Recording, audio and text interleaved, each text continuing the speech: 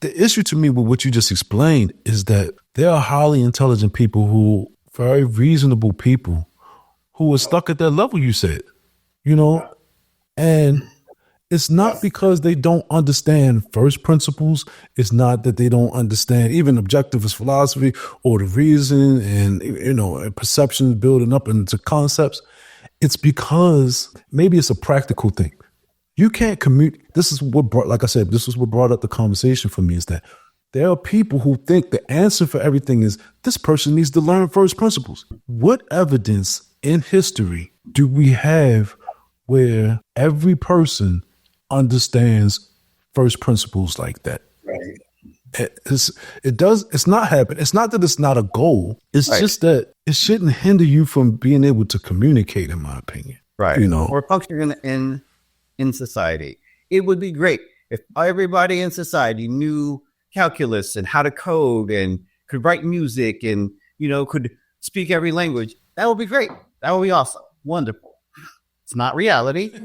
would it really be wonderful though? I don't know. But you know, it'd be a lot less complaining where people are just like, well, who could know? It's like, you know, we made sure everybody learned this growing up. So everybody should know. But anyway, all I'm saying is because we don't have those irrational expectations, we get to say, okay, no, education is not the only solution. It may be something that, you know, people who have developed on their own have used. They've used that education to reach new levels, and now they have new skills and they have new abilities to make new options. And I'm like, awesome. But to expect every single person all the time to live at that level, to work to those same things is not reasonable, and it's not necessary. And so I think if it's not necessary for people to function, to communicate, and to navigate real world problems, then I'm like, all right, what are the things that are necessary to do that? Like, how do we have that idea of distinguishing the what and the why and the how? I mean, yeah, because some of these people are completely feckless and dealing with real world problems. Right. Yes. They can deal with ivory tower problems, but not real world problems. And I think just because, you know, you understand philosophy and, you know, all of these things, is like, what does it have to do with the price of tea in China?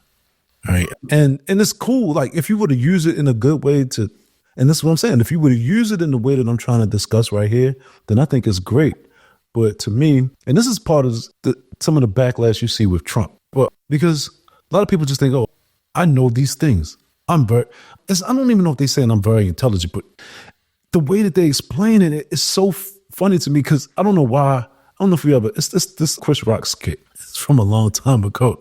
And he was talking about like when people grow up, you know, black kid grow up from his neighborhood, go and get a degree, and, you know, and he doing well for himself, and he come back and he's talking to the dude on the corner, and he's like, yeah, I'm doing this and I'm doing that. And he was like, oh yeah, but can you kick my ass?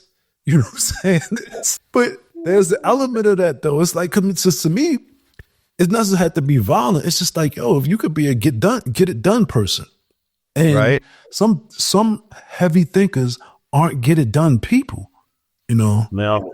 So that's something that, and I feel like sometimes they despise get it done people, like, well, he didn't use this logic, and man, shut up with all of your logic and reasoning back. Like, you thought it, but you didn't do it. You know what I'm saying? So even if they didn't think it, but they did it, it garners some kind of respect for me, because I mean, but this complete difference, or there's a significant difference between declarative knowledge and saying, I read the book, I have a bunch of things, versus actual procedural knowledge, where it's like, I went and tried some things.